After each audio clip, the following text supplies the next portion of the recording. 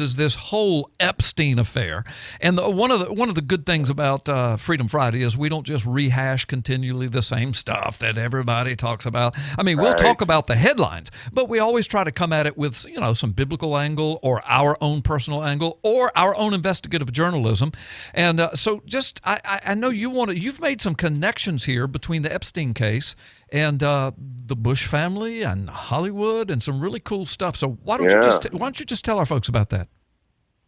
I'm always fascinated by the possible Hollywood connections to what's happening in the news. Like, you look at 9/11. I mean, 9/11, when you look back at Hollywood movies and Hollywood television shows like The Simpsons, you can see the 9/11 happening before it happened, and the warnings coming out of Hollywood that, hey, listen, this is coming, seemingly. And then, if you watch That 70s Show, you can see the Obama birth certificate fraud play out in that show. And we've documented that at the CNN network. Yeah, and not only that, but you've also documented that in the movie The Patriot with Mel Gibson, there was a mathematical allusion to 9/11 that a lot of people have seen. So, I mean, this, for people that have never heard this sounds like we're completely nuts. It sounds like conspiracy theory stuff. But this stuff is documented. You go see it for yourself. Go back and watch it for yourself. One of the, what was that cartoon that you were just talking about?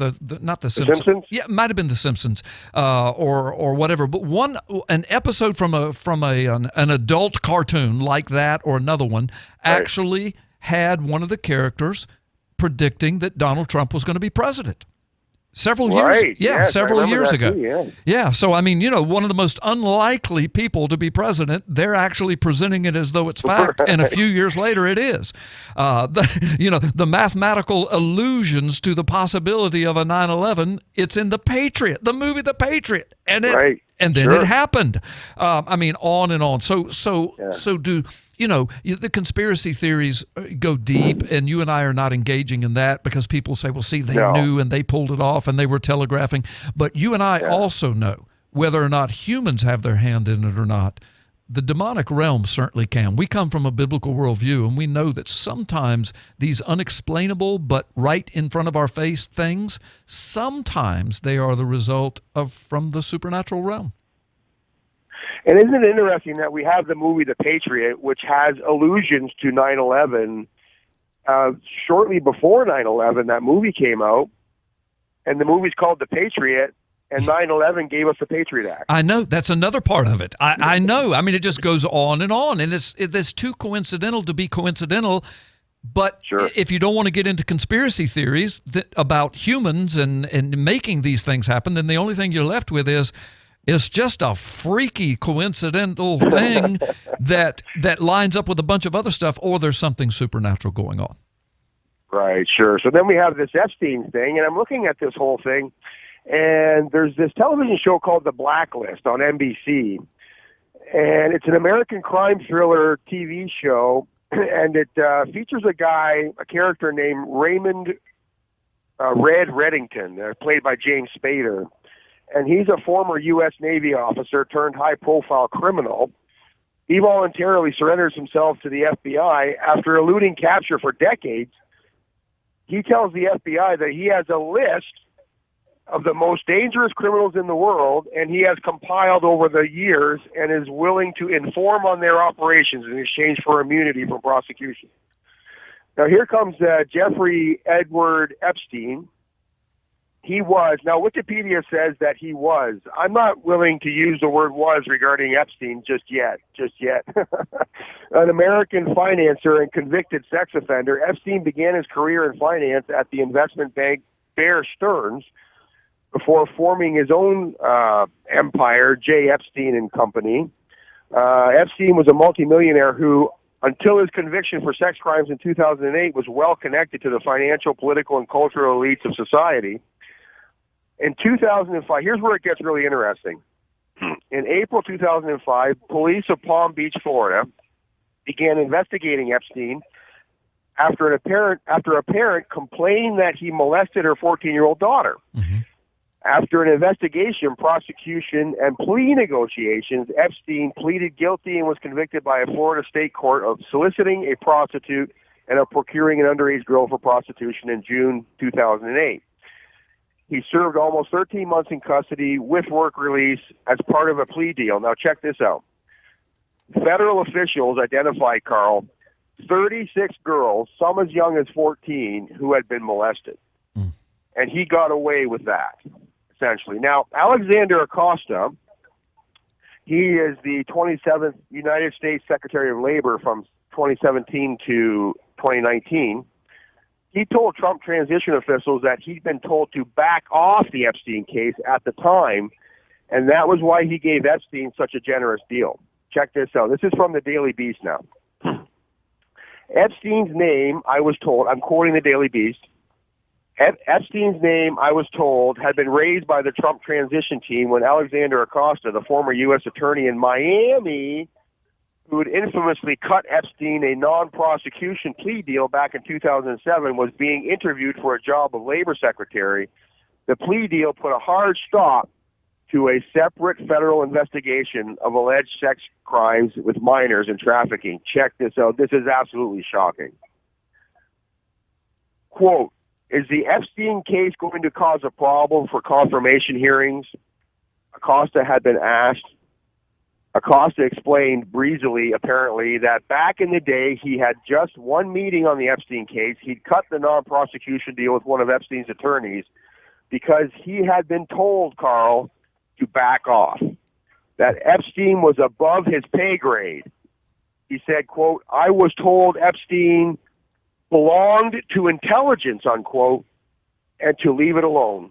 He told his interviewers in the Trump transition, who evidently thought that was a sufficient answer, and went ahead and hired Acosta. The Labor Department had no comment when asked about this. So here's my summary on this. The timeline from Wikipedia shows the investigation into Epstein began during the Bush Jr. administration, and the so-called deal was made during the final months of his presidency, Carl. Could this be a case of art imitating life, as is so often the case? Like Epstein, according to Acosta, Reddington belonged to the alphabet intelligence agencies, more specifically the FBI, and made a deal, quote-unquote, which kept him, mostly though not entirely, out of prison, almost exactly as it played out for Epstein in 2005 to 2008. So I suppose it's worth asking, Carl, is Epstein even dead?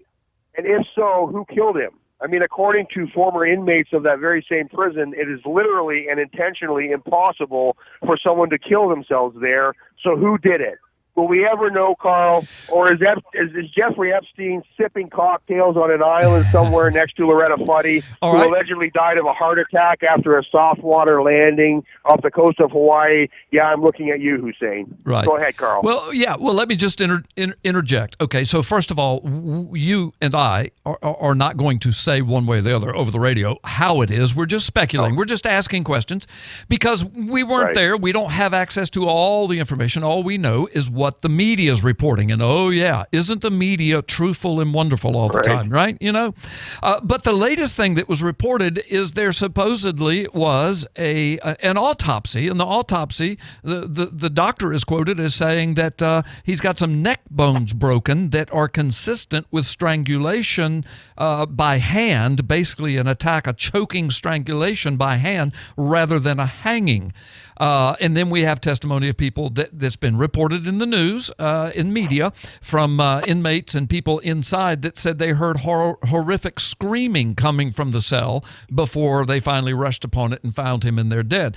So bottom line is, look, there are ways to preserve people and put them into a witness protection program. I mean, if anybody could be used, you know, I mean, if Trump and his guys wanted to say to him, we could bring down all of these leaders of the world, and Trump could say, I can finally show the world that I've been telling you the truth about these attempted coups, and here's a man we can use. I mean, they could pull that off. On the other hand, the conspiracy theories of, well, we just, you know, we don't think he died, and it's somebody else, and well, but that's going to take a lot of people to make that happen. It would be practically impossible for that to happen. But stranger things have been done. So we will see. I mean, we will see. Everything that's in the dark will be exposed, the Word of God says, and we're living in some of those days, Mike. Yeah, well, they just released the official coroner's report on it. It's being ruled an official suicide. They're done with the investigation now. So. Yeah, I know. I don't know. I know. Well, we'll find out, and you're going to stay on top of it, but you've brought in some interesting connections. So when we come back, we're going to talk about Trump investigating the investigators and a really great piece that's been written on that. And we've got our own ideas that we will interject as well. So, folks, Mike Shoesmith will be back in just a moment. We're going to take a 2-minute break, so please don't go anywhere. You're listening to Freedom Friday, the Oval Office, Gulf Coast Talk Radio. Carl Gallups. We're streaming live right now from the ADX Communication Group studios right here on the Gulf Coast in Northwest Florida, Pensacola, Florida.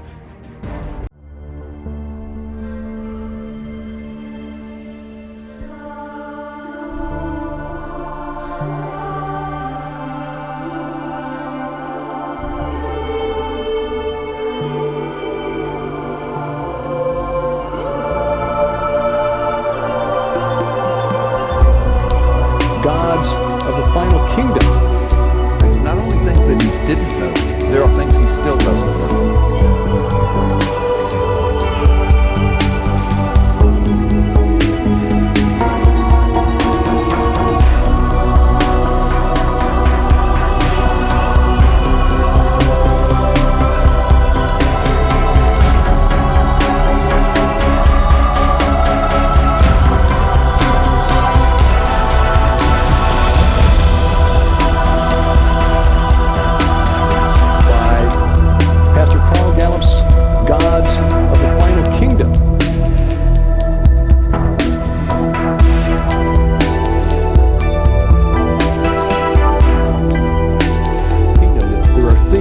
Satan didn't know that are key to this, how this final kingdom is going to develop.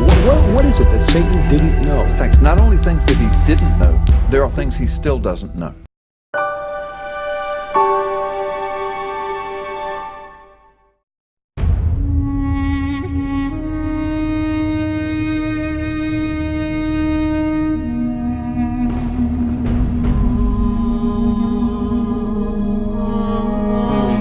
Israeli Prime Minister Ariel Sharon has died, aged 80.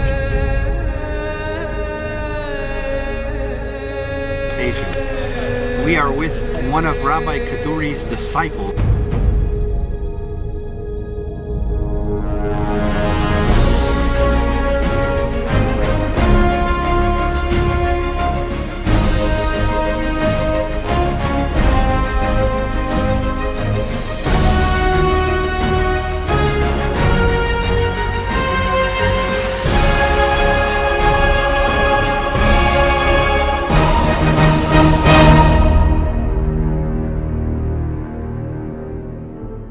הצלחה רבה, והצלחה רבה ומהירה, בתוך ביאת משיח צדקנו בקרוב ממש, ואז ישפיע זה על כל כדור הארץ.